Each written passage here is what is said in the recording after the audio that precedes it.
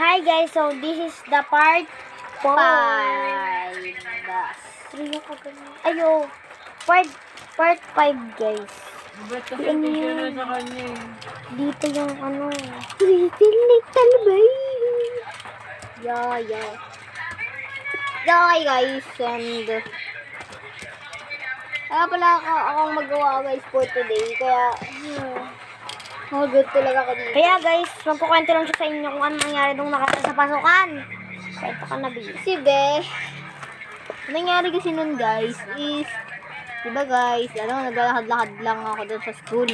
Wag mong anin yung ball, yung ano mo, wait lang, yung Joes. Yung Joes ka? Hindi. Don't tell my jokes and your jokes, okay? Yes, tapos, wag ka din mag English? Wag ka din, oo. Bakit? Wala lang, gusto ko lang. Okay guys, so, wag kang Tagalog eh. Wag Tagalog? Wag nga English. Okay? Sabi lang kaganina. Pero kasi nangyari nun sa school guys, habang naglalakad kasi ako doon. Huwag yung bilisan. Sobrang bilis naman yan. Narakabang nga ako dun guys. Pagkatapos sabi ko sorry. Kaya bumalik na ako sa room. Pagkatapos, dumating na yung teacher namin. Nagsulat na ako dun. And ang haba ng sinulat namin dun guys. And pagkatapos namin dun magsulat is, nag-recess guys. Tapos nung recess is, ayun na. Lumabas ako.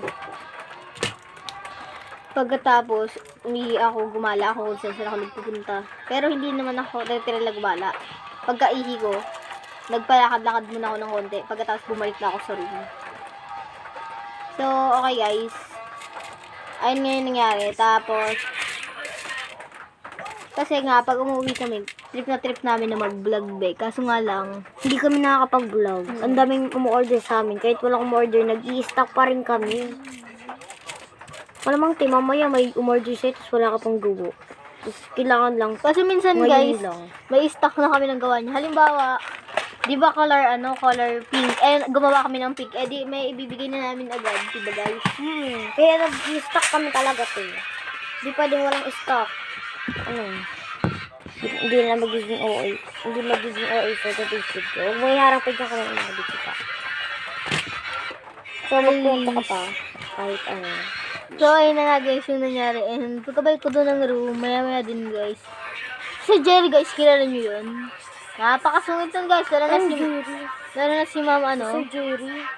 Lalo na si ma'am Carvajal. Sobrang sungit nun guys. Kaya pag naging grade 3 kayo dun sa Kupang, Diyos ko, matakot na kayo. Bye-bye.